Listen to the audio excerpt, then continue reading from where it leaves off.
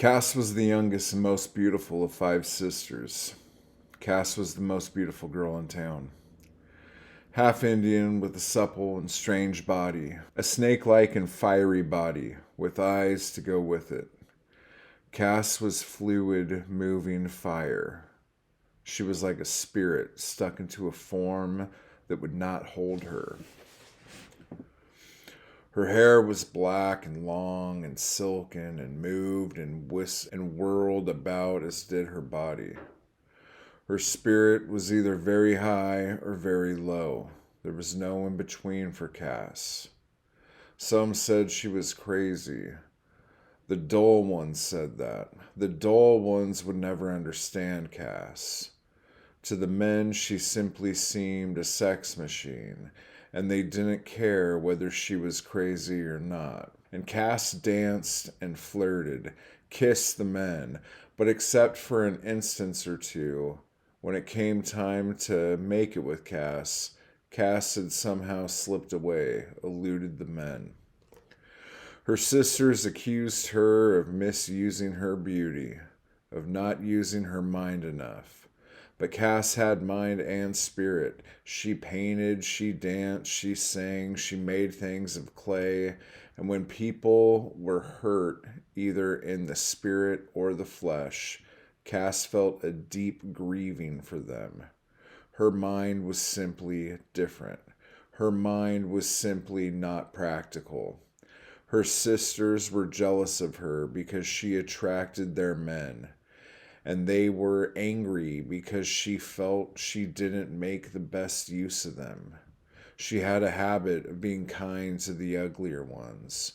The so-called handsome men revolted her. No guts, she said, no zap.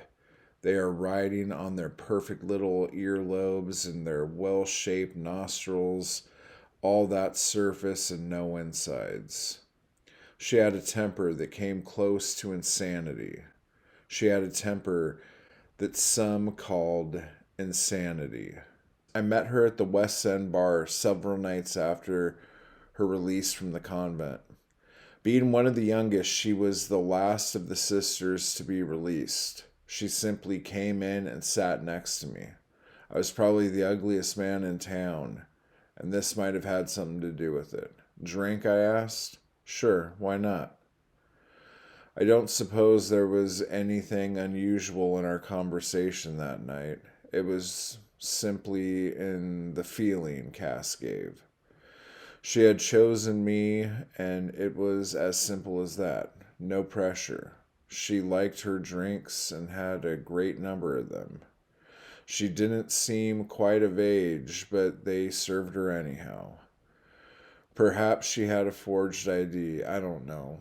Anyhow, each time she came back from the restroom and sat down next to me, I did feel some pride. She was not only the most beautiful woman in town, but also one of the most beautiful I had ever seen. I placed my arm about her waist and kissed her once. Do you think I'm pretty? She asked. Yes, of course. But there's something else. There's more than your looks. People are always accusing me of being pretty. Do you really think I'm pretty? Pretty isn't the word. It hardly does you fair. Cass reached into her handbag. I thought she was reaching for her handkerchief, and she came out with a long hat pin. Before I could stop her, she had run that long hat pin through her nose, sideways, just above the nostrils. I felt disgust and horror. She looked at me and laughed. Now do you think I'm pretty? What do you think of me now? I pulled the hairpin out and held my handkerchief over the bleeding. Several people, including the bartender, had seen the act, and the bartender came down. Look, he said to Cass, you act up again and you're out. We don't need your dramatics here. Oh, fuck you, man, she said. Better keep her straight, the bartender said to me. She'll be all right, I said. It's my nose, said Cass. I can do what I want with my nose. No, I said, it hurts me. You mean it hurts you when I stick a pin in my nose? Yes, it does. I mean it. All right, I won't do it again. Cheer up. She kissed me, rather grinning through the kiss and holding the handkerchief to her nose. We left for my place at closing time. I had some beer and we sat there talking. It was then that I got the perception of her as a person full of kindness and caring. She gave herself away without knowing it. At the same time, she would leap back into the areas of wildness and incoherence. Shitsy? A beautiful and spiritual shitsy. Perhaps some man, something, would ruin her forever. I hoped that it wouldn't be me. We went to bed, and after I turned out the lights, Cass asked me, "When do you want it? Now or in the morning?" "In the morning," I said, and turned my back. In the morning, I got up and made a couple of coffees, brought her one in bed. She laughed. "You're the first man I've met who's turned it down at night." "It's okay," I said. "We needn't do it at all." "No, wait. I want to now. Let me freshen up a bit." Cass went to the bathroom. She came back shortly, looking quite wonderful. Her long black hair glistening, her eyes and lips glistening, her glistening. She displayed her body calmly, as a good thing. She got under the sheet. "Come on, lover man." I got on in. She kissed with abandon but without haste. I let my hands run over her body, through her hair. I mounted. It was hot and tight. I began to stroke slowly, wanting to make it last. Her eyes locked directly into mine. "What's your name?" I asked. "What the hell difference does it make?" she asked. I laughed and went on ahead. Afterwards, she dressed and I drove her back to the bar. But she was difficult to forget. I wasn't working, and I slept until 2, and then got up and read the paper. Was in the bathtub when she came in with a large leaf, an elephant ear. "I knew you'd be in the bathtub," she said. "So I brought you something to cover that thing with, nature boy." She threw the elephant leaf down on me in the bathtub. "How do you know I'd be in the tub?" I knew. Almost every day, Cass arrived when I was in the tub. The times were different, but she was seldom missed. And there was the elephant leaf. And then we'd make love. 1 or 2 nights she phoned, and I had to bail her out of jail for drunkenness or fighting. "Those sons of bitches," she said, "just because they buy you a few drinks, they think they could get into your pants. Once you accept a drink, you create your own trouble." I thought they were interested in me, not just my body. I'm interested in you and your body. I doubt, though, that most men can see anything beyond your body. I left town for 6 months, bummed around, came back. I had forgotten about Cass, but we'd had some type of argument, and I felt like moving on anyhow. And when I got back, I figured she'd be gone. But I had been sitting in the West End bar about 30 minutes when she walked in and sat down next to me. "Well, bastard, I see you come back." I ordered her a drink. Then I looked at her. She had on a high neck dress. I'd never seen her in one of those. And under each eye, driven in, were 2 pins with glass heads. All you can see were the glass heads of the pins. But the pins were driven down into her face. "God damn you, still trying to destroy your beauty, huh?" "No, it's the fad, you fool. You're crazy." "I've missed you," she said. "Is there anybody else?" "No, there isn't anybody else. Just you. But I'm hustling. It costs $10, but you get it free." "Pull those pins out." "No, it's the fad. It makes me very unhappy."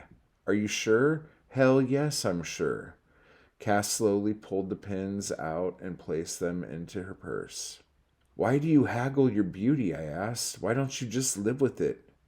"Because people think it's all I have. Beauty is nothing. Beauty won't stay. You don't know how lucky you are to be ugly.